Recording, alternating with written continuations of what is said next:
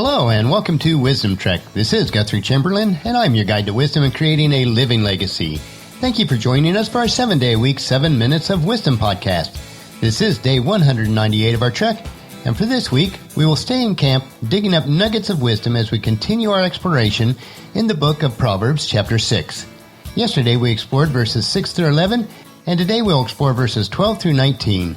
If you do miss any of the days of the Wisdom Trek episodes, please go to wisdom-trek.com to listen to them and to read our daily journal. We are recording our podcast from our studios at Home 2 in Charlotte, North Carolina. It was nice to be able to attend church services on Sunday with our local gathering of Christ followers here in Charlotte. Since we were in Marietta for the last several weeks, it has been about a month since we were in Charlotte on a Sunday. On Sunday evening, Paul and I went on our annual shopping trip to Ollie's Discount Store to pick up a few items for the grandkids for Christmas. They have one evening a year prior to Christmas where all the toys are 25% off and everything else is 15% off. So Paul and I have set this time aside for several years now. Both of us are rather frugal by nature, and this is an enjoyable time together, especially knowing that the prices are extra low. We also got a call from our renovation contractor on Friday about the work that's going on at the big house, and we were glad to hear they're making real good progress. With us being out of the house and the fact that we did prepare the 2 front rooms, the foyer, and the downstairs hallway, they were able to get most of the drywall on the ceilings, start some patchwork on the cracks in the wall, and to fix a pocket door that had a broken track. We are excited to return on Christmas Eve to see the progress that they'll make by then. But for today, let's get started as we remain in camp sitting around a nice warm fire. Visualize with me the smoke that wisps gently into the air and the flames that leap from the logs that are burning so brightly. Now I find staring into a campfire almost mesmerizing. It gives me a chance to sort of get lost in my thoughts. But in the same way, if we're not careful of who we associate with, we can become mesmerized by their philosophies. As we explore Proverbs chapter 6 verses 12 through 19. This chapter in the book of Proverbs is referred to as Lessons for Daily Life. And today I'll read the passage in 2 segments, and then we will dive deeper into our exploration of each segment. Starting in verse 12. What are worthless and wicked people like?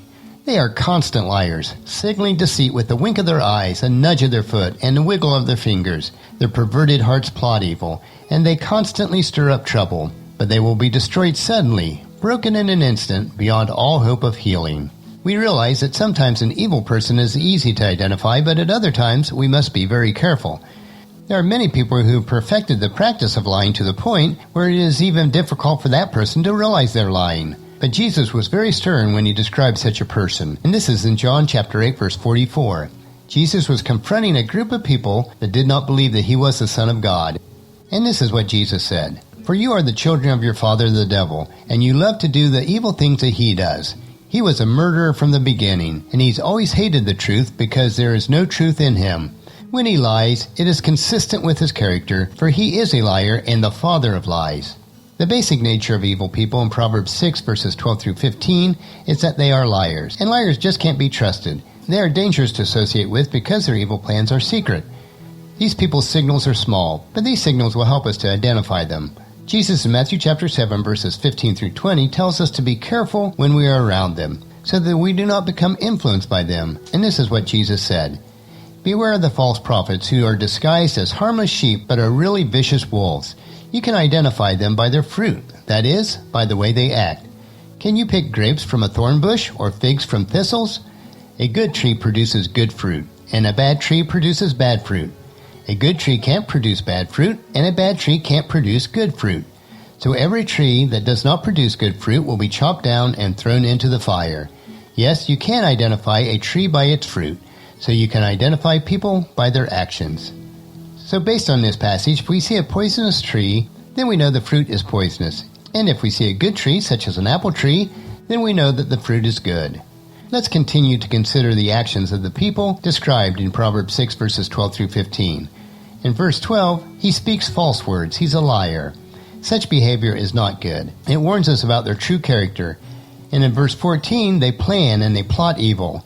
Evil does not just happen. It always begins in the mind, but is revealed in actions. This type of person's behavior is evil. We should not trust them. We have to be very careful that we do not become like these people, because God is just, and his justice cannot be mocked, as told to us in Galatians 6, verse 7 and 8. Don't be misled. You cannot mock the justice of God. You will always harvest what you plant. Those who live to satisfy their own sinful nature will harvest decay and death from that sinful nature. But those who live to please the Spirit will harvest everlasting life from the Spirit. But let's continue on our conversation and dig for nuggets of wisdom found in verses 16 through 19. And it's a bit of a poem, and it goes like this. There are 6 things that the Lord hates, no 7 that he detests. Haughty eyes, a lying tongue, hands that kill the innocent, a heart that plots evil, feet that race to do wrong, a false witness who pours out lies, and a person who sows discord in a family. We see in verses 16 through 19 it's a different style of poetry. The poet writes a list of things that God opposes. We also find this style in Proverbs chapter 30 and the book of Amos. The numbers in these lists are not really important. It is written in this way for emphasis. However, the subject matters are very important. Here the poet tells us that God hates these evil actions. Verse 17, it talks about the haughty or the proud eyes. The poet is describing someone who is proud. He mentions eyes because that's how we see people, with our eyes. How we see or think about others always shows up in our eyes. Proverbs 27:19 says, "A face is reflected in water, so a heart reflects the real person." The evil person thinks that he is greater than other people. Perhaps he even thinks he is greater than God. God opposes proud people. God does desire for us to be humble. Once again, we see this person as a liar. And when you lie and have hatred in your hearts for others, it's a short step to murder. In verse 18, it talks about a heart that plots evil. Remember in Scripture, the mind and the heart mean the same thing. God knows our thoughts. He knows our secret plans. In verse 19, it talks about a false witness. And once again, this person is pointed out to be a liar. This is his very nature. It is also not wise to be a person who is constantly planting seeds of strife, especially within families. Contrast this verse with Psalms 133, verse 1. How wonderful and pleasant it is when brothers live together in harmony. In this verse, brothers does not mean family members. It's extended beyond that to neighbors and friends, and it can even mean nations. Peace is good. It is God's gift. Sometimes because we live in a fallen world, war might be necessary. If, for example, atrocities are being committed in the same way that the Nazi treated the Jews in World War II. However, even in war, we must look after people and try to work for peace. And we should always pray for peace. As we remained in camp today, we dug up some more wisdom nuggets. As we consider them, let's not be the type of person described here, and let's not spend a lot of time with that type of person. As we consider these wisdom nuggets, choose to associate with like-minded people that will encourage you and help you to grow. In the same way, encourage your family and friends to join us and then come along with us tomorrow for another day of Wisdom Trek, Creating a Legacy. And we will continue to dig for nuggets of wisdom from Proverbs chapter 6, verses 20 through 29. That will finish our podcast for today. Remember to listen to your daily dose of wisdom at wisdom-trek.com or subscribe at iTunes, Google Play, SoundCloud, Stitcher, or any of the other social media platforms. And please share Wisdom Trek with your family and friends and on email, Facebook, Twitter, or in person, and invite them to come along with us each day. The journal for today's trek can be found at wisdom-trek.com. Thank you so much for allowing me to be your guide, your mentor, but most importantly, your friend, as I serve you through the Wisdom Trek podcast and journal each day.